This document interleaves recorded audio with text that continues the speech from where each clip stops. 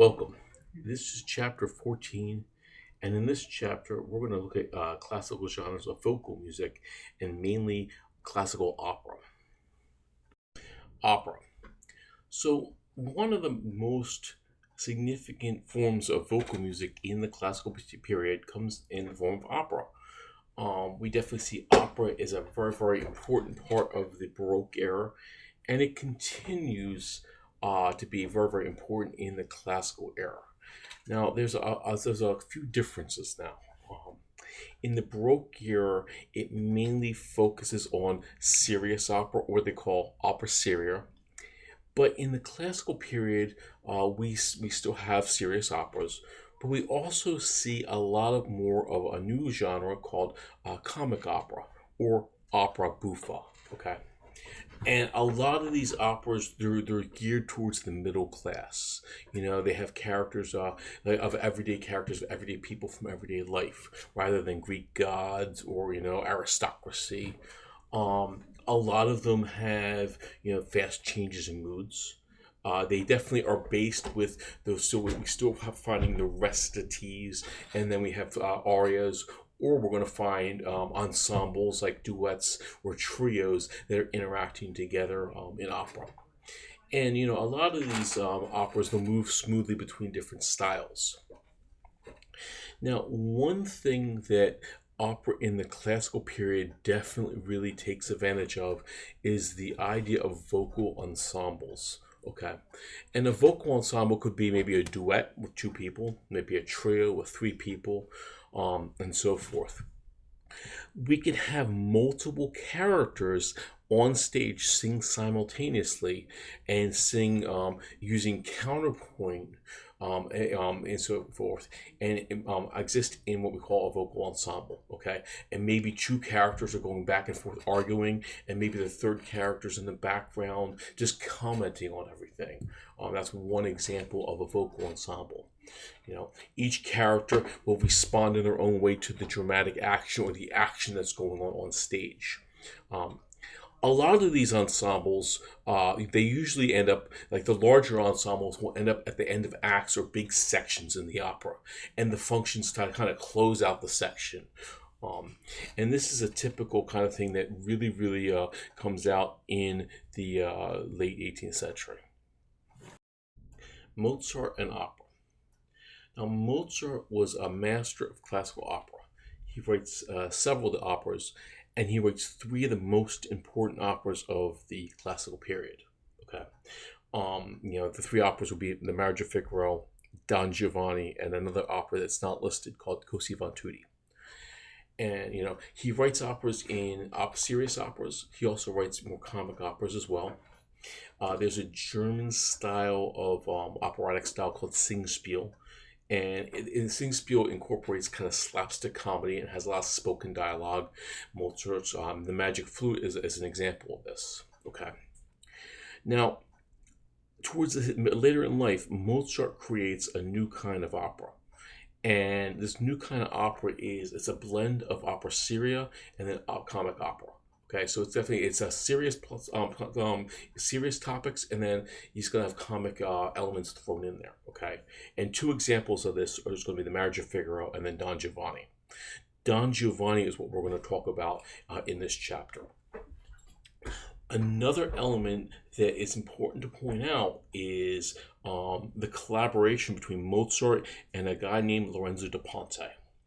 Now, da Ponte was the librettist for these two operas, The Marriage of Figaro and Don Giovanni.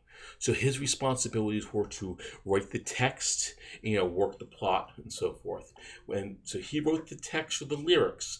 Mozart took those lyrics and set it to music. Okay, and the important thing is it's the collaboration between the two, and that really kind of made these pieces really successful. So we're going to look at Mozart's opera called Don Giovanni. Now, Don Giovanni, it's based on the story of Don Juan. Okay, he's Don Giovanni. He's an aristocrat, a higher up in the military. He's got money, But what he does is he goes around and he seduces women. He's taking advantage of them.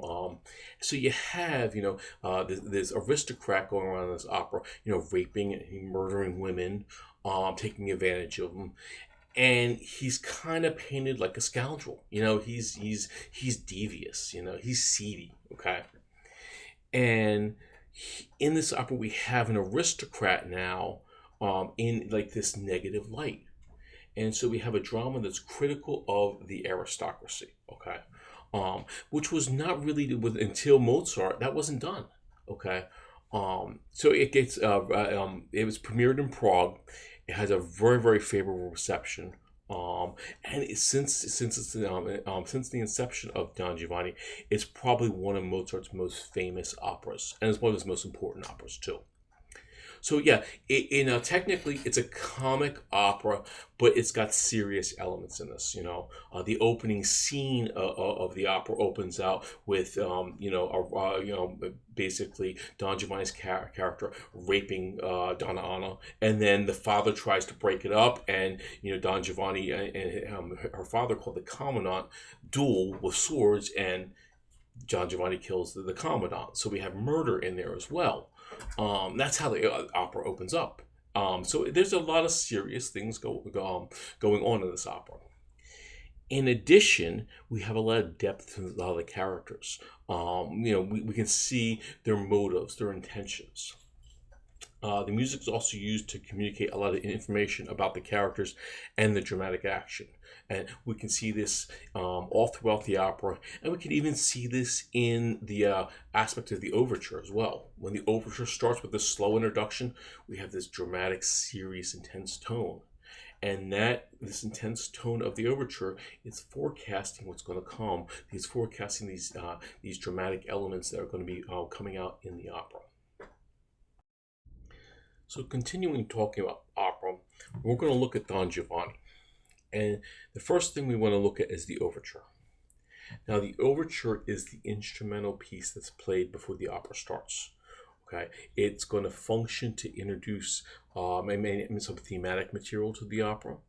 It's also going to set the mood of what the tone of the opera. So the overture to Don Giovanni is in sonata allegro form. Okay, so it's going to have that exposition, the development section, and then the recapitulation. And it's also going to have a slow introduction that's attached to it as well. And the slow introduction is going to kind of set that mood, and kind of forecast or foreshadow elements that's going to happen in the opera. Let's listen to the introduction.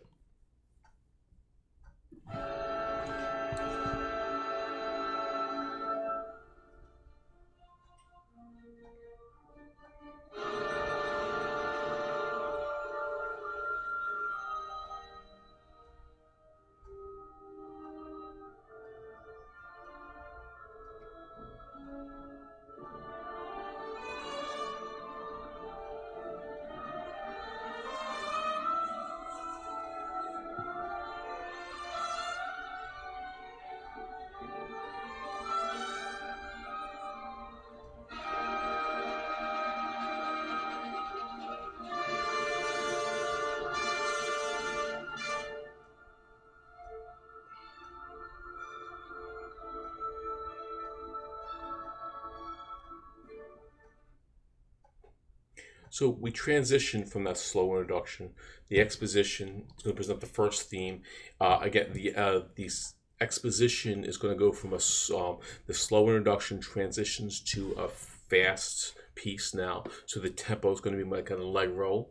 And it's going to be from a minor key. It's going to transition. The exposition is now going to be in a major key. Let's listen to the first theme.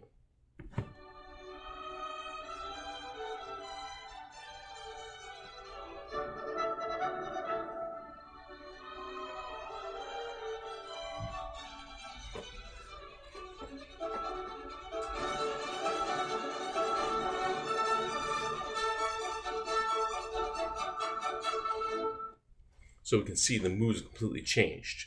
Now we have a brief transition. From going from the first theme, we're going to go to that second theme. The transition sounds like this.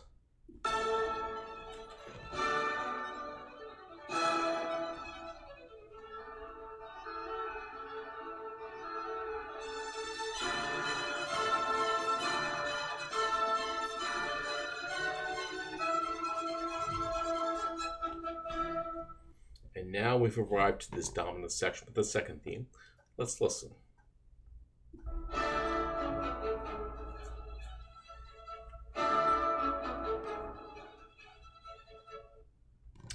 And then finally the closing theme.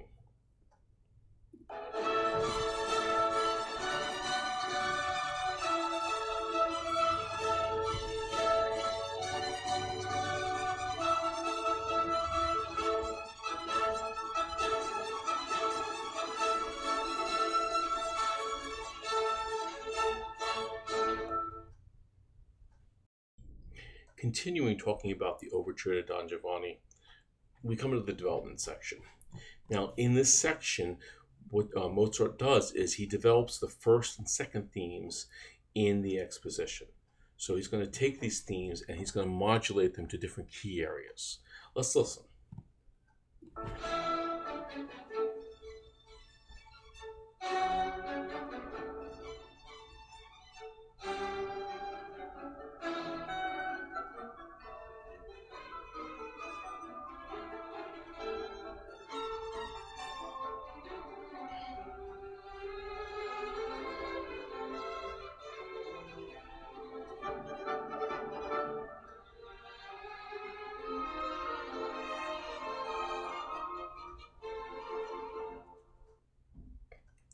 And then we'll come back to the recapitulation.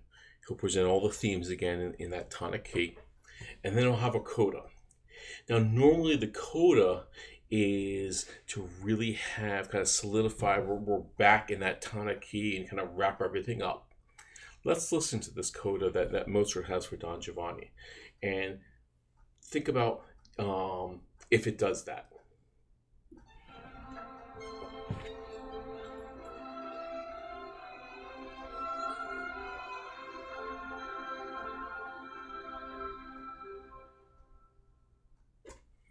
So you may think, well, it ends, but it doesn't really feel like a finite ending or something concrete. It's not ending with kind of fireworks or so forth. And there's a reason for that. So the coda's ending, and we have and ending the piece, the overture's ending, and it kind of ends with this kind of it's incomplete.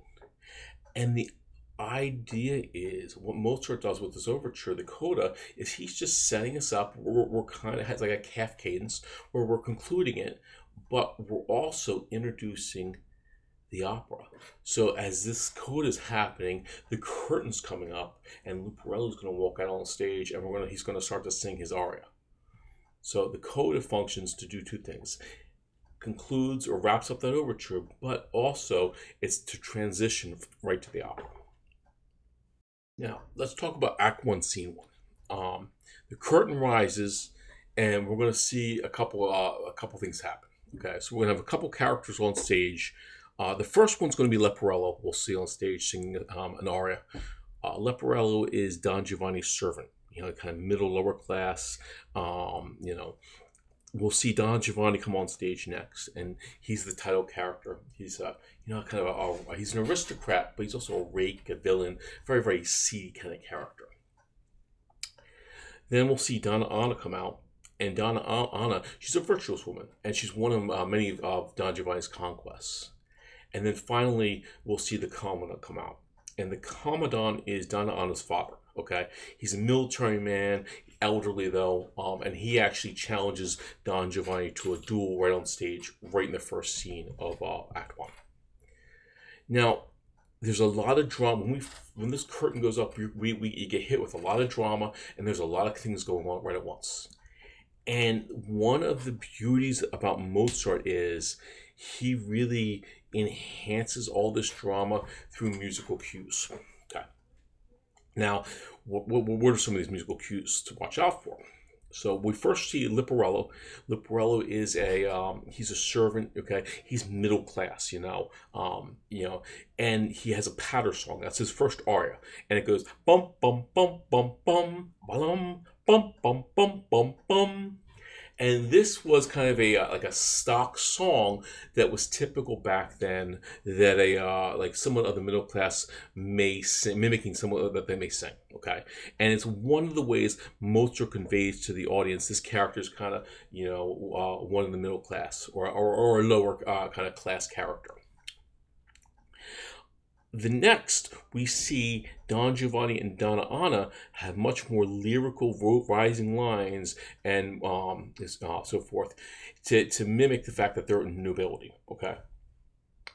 Another musical cue we'll see is when the commandant comes on stage and challenge Don Giovanni to a duel. We'll see tremolos in the strings, kind of going back and forth, and we see the shift from a major to a minor key, which really changes the dynamic of the music. And then, of course, when they fight, and then the commandant gets stabbed with that fatal blow, well, you hear this sharp diminished chord, and the music changes again. So Mozart's changing the music drastically when the actions on stage change, or when so forth, and that really kind of enhances the whole drama of Act One. Now, another thing to watch out for is vocal ensembles. And we see the ensemble kind of interact with each other musically all throughout Act One. We see Leporello singing his aria, the Powder Song aria. Then we see Don Giovanni and Don Anna interact. And then we see the Commandant interact with Don Giovanni as well. And Leporello's in the back, violently commenting and so forth. So these are all things to watch out for with the first act, first scene of Don Giovanni. So before we watch it, let's go through, and I'm going to play for you bits of each part of the opening scene so you can identify what's going on. The first is Leporello's Powder aria, and it's going to sound like this. And you're going to listen for this kind of like, repeated kind of motive going dum bum bum bum bum. Let's listen.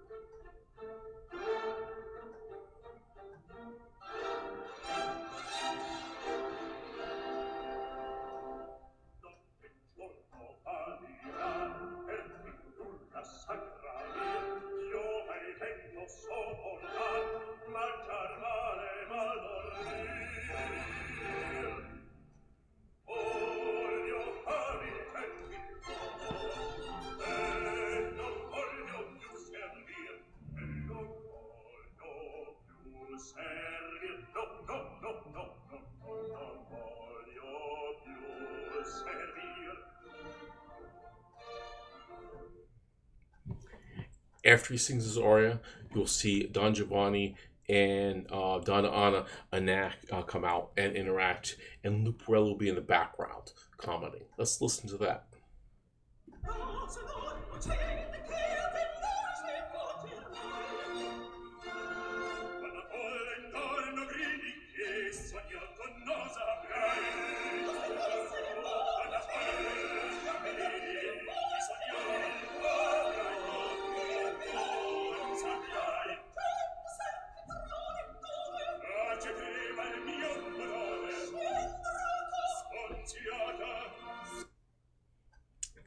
So afterwards, we'll see the Commandant come out on stage and challenge Don Giovanni to a sword fight. Let's listen to the music.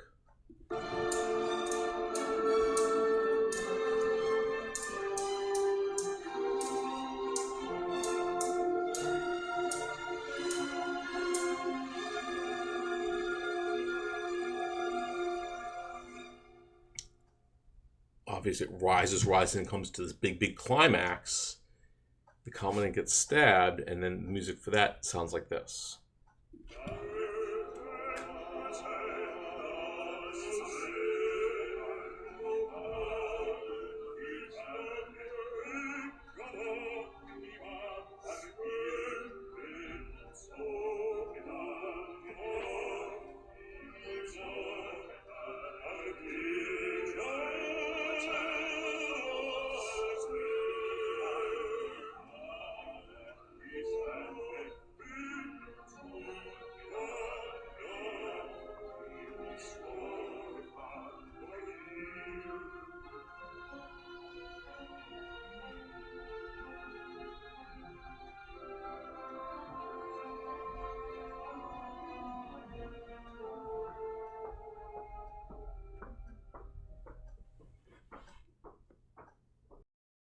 Another duet we want to look at is a duet between Don Giovanni and Zerlina. Now, Zerlina is this engaged peasant girl, and Don Giovanni is trying to do is he's trying to seduce this peasant girl away from her fiance. You know, basically, come marry me, not this your peasant fiance. I'm wealthy, I'm affluent, and so forth. And it does kind of show the seedy nature of what Don Giovanni is about. But the aria, though, it's a very, very beautiful aria, or I should say duet. It's called La Ci darem la mano. Take thy hand. We give each other our hands. In this, we're going to see a lot of what we saw those antecedent consequent phrases. Those are very lyrical phrases and symmetrical phrases, which are kind of quintessential for classical music. And the purpose of the duet is for Don Giovanni to try and seduce this kind of simple peasant girl. Let's listen to it.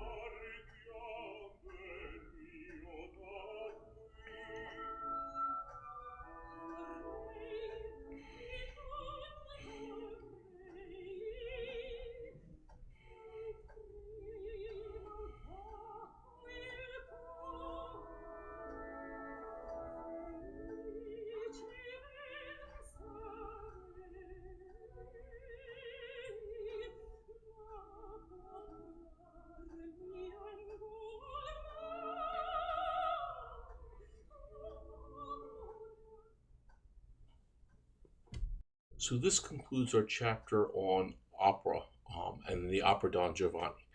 Please tune in next time for chapter 15. We'll be looking at the music of Ludwig van Beethoven.